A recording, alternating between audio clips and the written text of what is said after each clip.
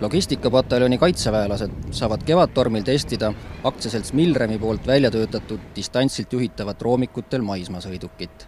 Väikest tanki meenutavad sõidukid kasutavad logistikute eeskätt paiknemisalal varustuse ja materjalide vedamiseks, mida tavaliselt tehakse käsitsi või suuremate masinatega.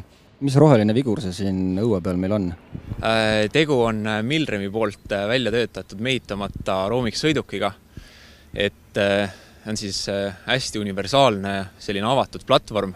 Sinna peale saab sisuliselt ükskõik mida külge integreerida, et kas siis sellist kaubalahendust kasutada, nagu ta praegu on, või siis relvasüsteemi või kaamerasüsteemi või tõesti, et mida iganes. Et ühel pool on tal siis akupakk, teisel pool diiselgeneraator, kasulikku sõiduulatust on tal umbes 10 tundi.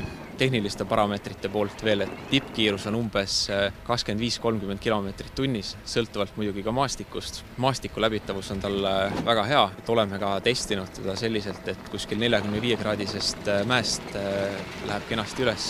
Ise ta kaalub umbes tonni ja umbes sama palju on tal ka kandevõimet.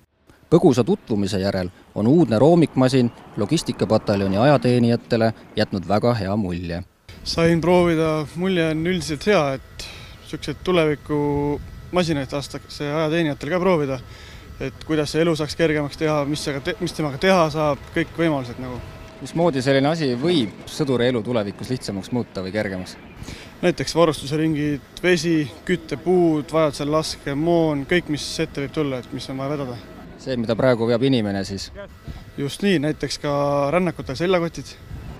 Kõik huvilised saavad Milremi roomikmasinat näha ja ka oma käega proovida sel laupäeval Paides, kui Kaitsevägi näitab õhtul alates kella 4 oma tehnikat.